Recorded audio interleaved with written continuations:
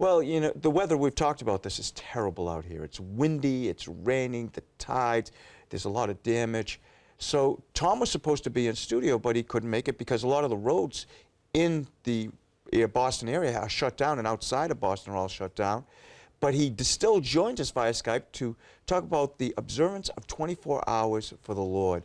Tom, thanks so much for joining us today and making this extra effort to be on the show today. Very much appreciate it. How you doing? Good, Jay. It's great to see you. Good morning, Bishop. Good morning, Tom. Well, Tom, a few years ago, the Holy Father invited dioceses, parishes, and communities to join with him in participating in the initiative entitled 24 Hours for the Lord. Tell us about this initiative. What is this?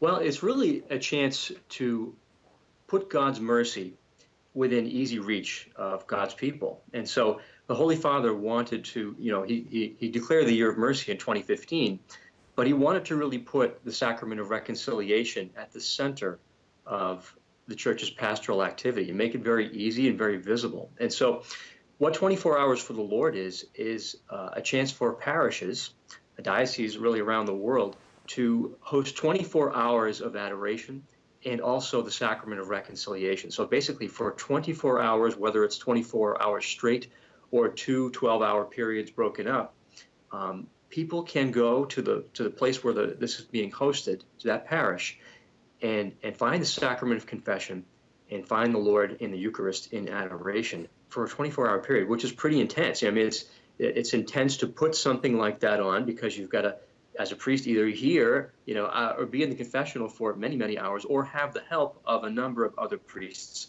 who can be taking time in the confessional.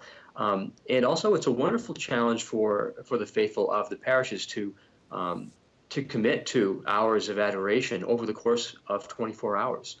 But regardless of who attends, whether it's people who are regulars, the usual crowd at the parish, which is wonderful, or if it's people who haven't been back in a while, maybe in a really long time, maybe they're carrying a lot of burdens, hurt.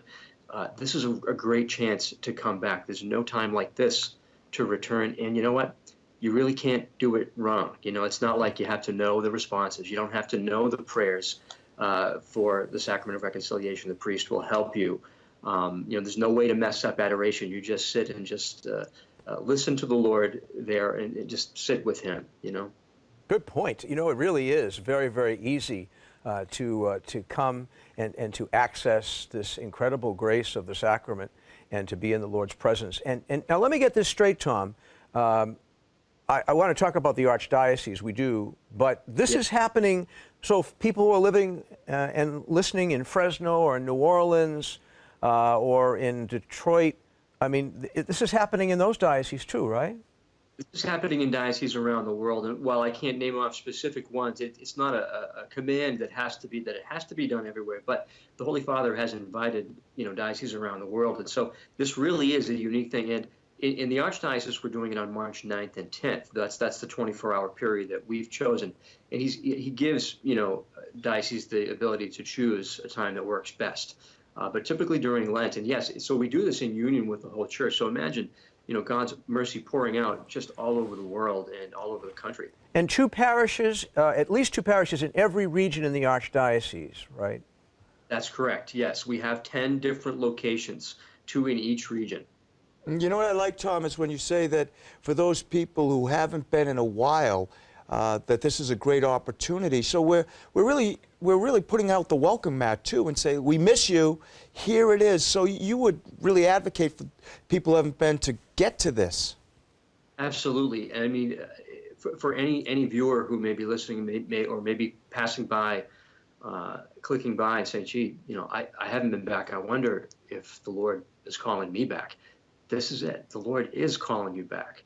And this is a wonderful chance to do it. You don't have to make an appointment. You don't have to know any names. You just show up. And, again, there's no time too soon to come back, and no time better than now. What's the experience been like in the past years? Well, I think it's been a beautiful experience for the parishes that have put it on and the collaboratives that have put it on in one of their churches. I know that some priests have said, a number of priests have said, that they heard the most kind of intense time of hearing confessions was overnight, the overnight hours, if they did that. Not all of them do. But people came to confession that they ordinarily would not see at confession. Or, you know, I mean, and when I say that, they were not the ordinary confessions. These were people who were really drawn back by this offer of God's mercy. You know, Where can people learn more, Tom? they can go to bostoncatholic.org/24 hours, 24 hours. Yeah, and you can see there the different locations and the links to the parish's websites that are hosting it. And they also, on their website, sometimes give the specifics of how they're doing it in their location. Just, you know, so that if you pick one that you know, and they may not be doing the overnight at that location, you want to find that out.